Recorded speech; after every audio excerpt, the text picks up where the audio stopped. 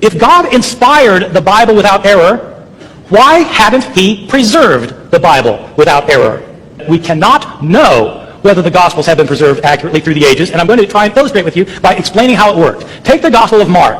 Whenever Mark was written, say it was written in the year 65 or in the year 70, in the city of Rome, say, I don't know where it was made. Whoever wrote Mark put it in circulation, and somebody copied the Gospel of Mark. Then somebody copied that copy, and somebody copied the copy of the copy, then somebody copied the copy of the copy of the copy of the copy. And we don't have any of those copies. Everybody who copied the text made mistakes. We don't have the originals.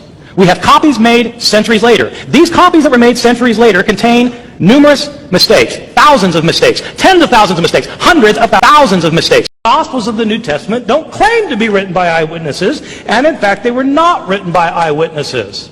The Gospel writers were living 40 to 50 to 60 years after Jesus. They wrote the Gospels in Greek. Jesus' language was Aramaic. These Gospel writers were living in a different country. Decades later, where did they get their information from? They were not the followers of Jesus. They don't claim to be followers of Jesus, the disciples. They're written by later people decades later in a different language. Where did they get their information from? They heard stories about Jesus that had been in circulation year after year after year, decade after decade, down to the time that the Gospel writers living in a different country, speaking a different language, heard the stories. What happens to oral stories when they are transmitted orally? They change. The Gospel writers have discrepancies among themselves because the stories that were told and retold were changed over time, and the Gospel writers themselves sometimes changed the stories. That's why there are discrepancies. That's why scholars might be able to tell you generally what Jesus was about. They can list 8 things that Jesus did, but they can't tell you the details and agree. Why can't scholars agree? Because there are so many discrepancies that the Gospels are not reliable.